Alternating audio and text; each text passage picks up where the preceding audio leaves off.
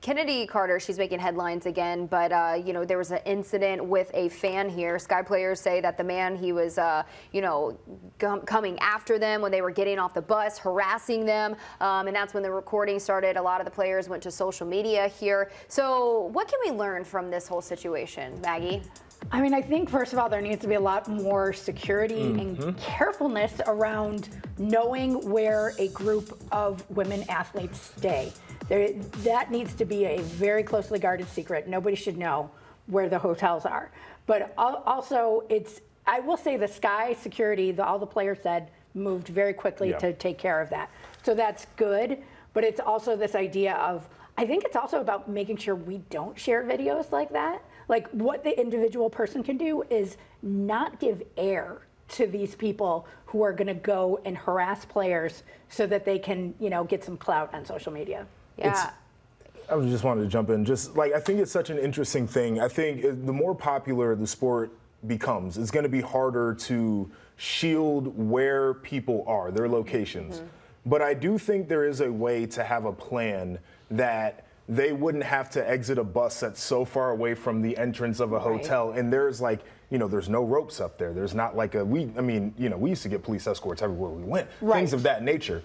I mean, we knew every loading dock, we knew every service elevator in all these places, so we weren't seen. And I feel like that's the next step. Like, you have to, part of it is, you know, you can't wear your athletes out. They're going to be on the road. People want to take photos, like fans, like genuine fans. There's got to be a time and a place for that. The other part is safety. Yeah. Like safety. And we had this discussion, you know, talking about players getting harassed at airports, hence why we push for having charter flights. And so we had this discussion on the show. You know, it's great that the W that we're all embracing and the W is growing, but was the W ready for this sort of growth, this expedited growth? Because you have to keep your players' safety, you know, in mind there. And you know, we see this across different leagues. Joshua, you said, like, you know, when you played, there's people that are going to be waiting outside the hotels because you tend to stay at the same hotels there, but you have to make sure that you're prepared as a league to like put the proper security in place and make sure that your players feel safe. I mean, they would share the itineraries with hotel management, and they would make sure that if we were coming in through the front lobby, that it was clear. Like, we could get to the elevators, get up to our rooms, and there was no disturbance going on. And I feel like they have to create that boundary in the W for their players on the road. And you know, I think was something that we all got to learn about a traveling secretary, thanks to George Costanza, right? But that is an absolutely crucial part of a team that's moving around a lot.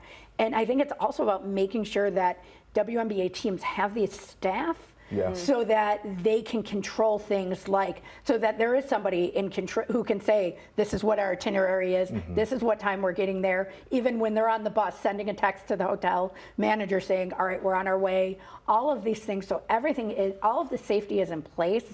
And that's the other thing about the growth of the league is most teams are not staffed enough as far as front office staff.